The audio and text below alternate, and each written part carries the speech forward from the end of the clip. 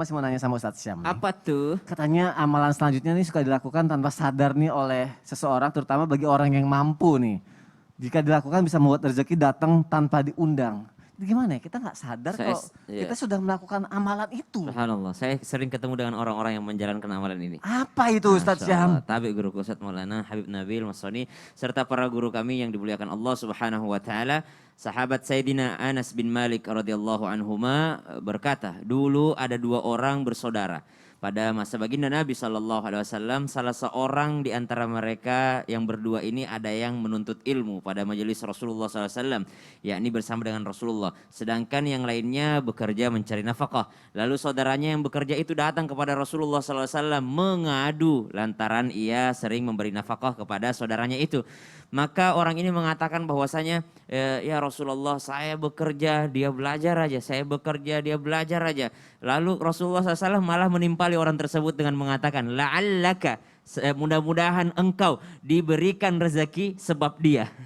Jadi mudah-mudahan engkau diberikan rezeki sebab saudaramu yang belajar itu, yang menuntut ilmu itu. Padahal awalnya dia mengadu sama Rasulullah itu pengen ngadu kayak, kok gue doang yang kerja, dia tuh belajar aja di masjid aja kerjanya gitu. Nggak pernah bantuin gue bekerja, lalu dia juga menikmati daripada hasil jeripaya saya. Apakah pantas kayak gitu ya Rasulullah? Justru Rasulullah mendoakan mudah-mudahan engkau itu diberi rezeki sebab dia yang menuntut ilmu. Berarti saya katakan tadi di awal, saya sering ketemu dengan orang-orang yang begini. Cara memperlancar rezeki yang selanjutnya adalah memberikan nafkah terhadap orang yang sedang menuntut ilmu.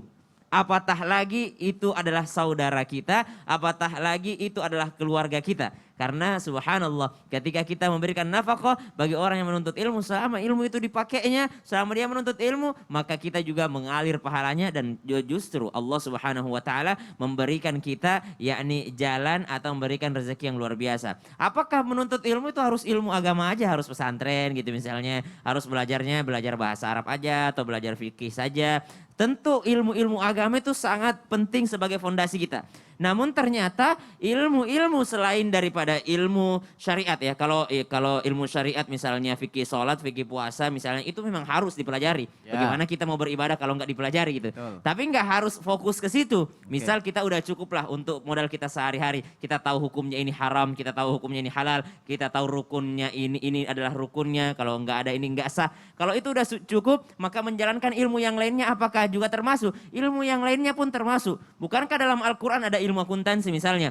Ya ayyuhalladzina amanu idza tadayantum bidainin ila ajalin musamman faktubuh, ya. Kalau ada utang piutang pakailah kwitansi, ya, catat mencatat. Kemudian dalam Al-Qur'an juga ada ilmu jual beli, dalam Al-Qur'an juga ada ilmu waris, kemudian dalam Al-Qur'an juga ada ilmu astronomi. Bukankah ini semua juga ilmu pengetahuan dan semuanya bisa dipakai menuju jalan ketakwaan? Ya ayyuhalladzina amanu taqullaha wabtaghu ilaihil wasilah wajahidu fi sabilihi la'allakum tuflihun. Bertakwalah kepada Allah dan cari jalan ketakwaan. Ada orang bertakwa kepada Allah bukan jalur pesantren, jalurnya jalur matematika misalnya. Akhirnya dia buka misalnya bank syariah gitu ya. Kemudian ada orang jalur bertakwanya sama Allah, jalurnya kedokteran. Dengan dia belajar ilmu kedokteran, dia membantu orang-orang miskin yang tidak mampu berobat. Gitu subhanallah. Wajahidu fi sabili, dan bersungguh-sungguh di dalamnya. Berarti memberikan nafkah bagi orang-orang yang sedang menuntut ilmu sesuai dengan firman Allah Subhanahu wa taala. Ba'da naqul a'udzubillahi minasyaitonir rajim.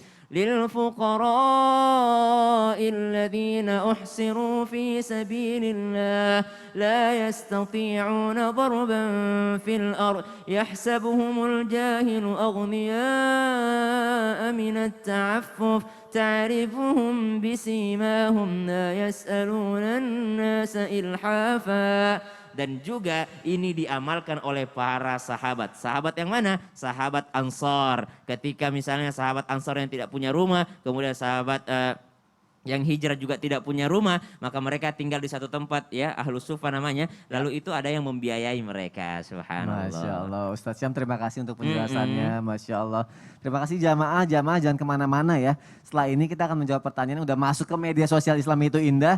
Dan nanti kita juga akan berdoa bersama-sama. Setelah ini, nggak lama kok. Jangan kemana-mana, tetap di Islam itu indah. Jamaah, oh jamaah. Alhamdulillah.